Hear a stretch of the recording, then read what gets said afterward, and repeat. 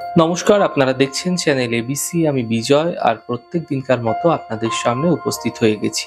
আজ আমি আপনাদের সঙ্গে আলোচনা করব আজকের রাশিফল নিয়ে, কিন্তু প্রথমে আপনাদের সঙ্গে আজ আলোচনা করব আজকের পঞ্জিকা। আজকের পঞ্জিকাতে আপনাদের ক্ষেত্রে তিথি থাকছে অমাবস্যা তিথি, তাই আজ আপনাদের ক্ষেত্রে কোনোভাবেই আপনারা কিন্তু দই এবং তিলের সেবন করবেন না, তা আপনাদের জন্য শুভ নয়। আজ নক্ষত্র থাকছে শ্রবণা নক্ষত্র। যদি আপনারা আজ আখের বৃক্ষ পুজো করছেন, প্রণাম করছেন, রোপণ করছেন, জল দিচ্ছেন, তা আপনাদের জন্য শুভ হবে।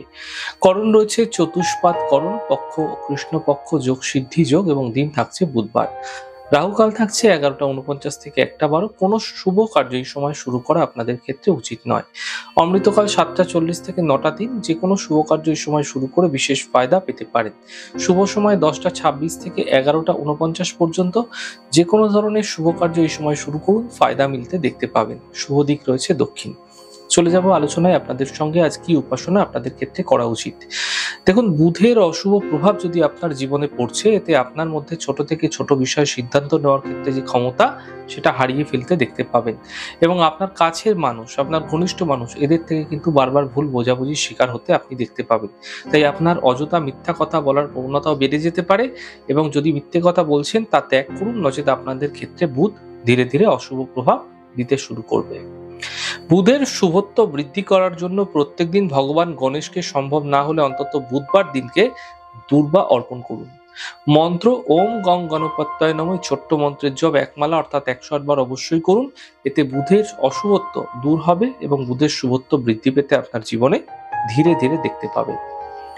প্রত্যেকদিন যেরকম কুইজের প্রশ্ন আপনাদের জানিয়ে থাকি, আজকে আপনাদের ক্ষেত্রে কুইজের প্রশ্ন রয়েছে। কুইজের ক্ষেত্রে আজকে প্রশ্ন থাকছে আপনাদের ক্ষেত্রে যে বাস্তুতে শিখি দেবতার অবস্থান কোথায় রয়েছে। যদি আপনাদের এই প্রশ্নের উত্তর জানা থাকে, তাহলে হোয়াটসঅ্যাপ নম্বরে অবশ্যই আপনার প্রশ্নের উত্তর জানাতে পারেন। গতদিনকার প্রশ্নের সঠিক উত্তরদাতার নাম কেয়া ব্যানার্জি। চলে যাব আলোচনায় আপনাদের সঙ্গে রাশিফলের আলোচনায় প্রত্যেকদিন যেরকম আপনাদের সঙ্গে আলোচনা করে থাকি, আজও একইভাবে একই প্রকারে আপনাদের সঙ্গে আলোচনা করব রাশিফলের প্রথম রাশি। প্রথমে আপনাদের ক্ষেত্রে মেষ রাশি। স্বাস্থ্যের খেয়াল রাখুন, আর্থিক প্রাপ্তি ঘটবে, শিক্ষাক্ষেত্রে সাফল্য মিলবে। শুভ রং লাল, শুভ সংখ্যা 5।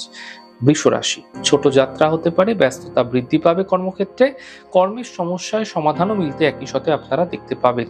শুভ রং গোলাপি, শুভ সংখ্যা 6। মিথুন রাশি। মানসিক চিন্তা সমাপ্ত হবে, কর্মের সমস্যার সমাধান মিলবে, সন্তানের ক্ষেত্রে উন্নতি লক্ষণীয় হবে। শুভ রং গোলাপি, শুভ সংখ্যা 7। কর্কট রাশি। স্বাস্থ্য নিয়ে সমস্যা বৃদ্ধি হতে পারে, পরিবারে বিবাদ হতে পারে, গুরুত্বপূর্ণ কাজ দুদিন পিছিয়ে দিন। শুভ রং নীল, শুভ সংখ্যা 4। সিংহ রাশি।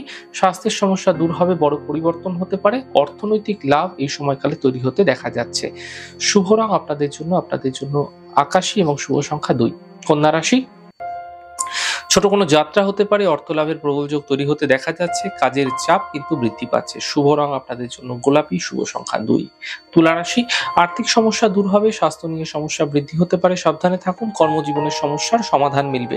শুভ রং গোলাপি, শুভ সংখ্যা 5। বৃশ্চিক রাশি। মানসিক চিন্তা হতে পারে, পরিবারে বিবাদ হতে পারে, কর্মজীবনে কোনো রিস্ক নেওয়া যাবে না। শুভ রং মেরুন, শুভ সংখ্যা 1। ধনু রাশি। অর্থ লাভের প্রবল যোগ তৈরি হতে দেখা যাচ্ছে, কর্মক্ষেত্রে কোনো শুভ পরিবর্তন হতে পারে, ছোট কোনো যাত্রাও হতে আজ দেখা যেতে পারে আপনাদের ক্ষেত্রে। শুভ রং আপনাদের জন্য সাদা, শুভ সংখ্যা 6। মকর রাশি।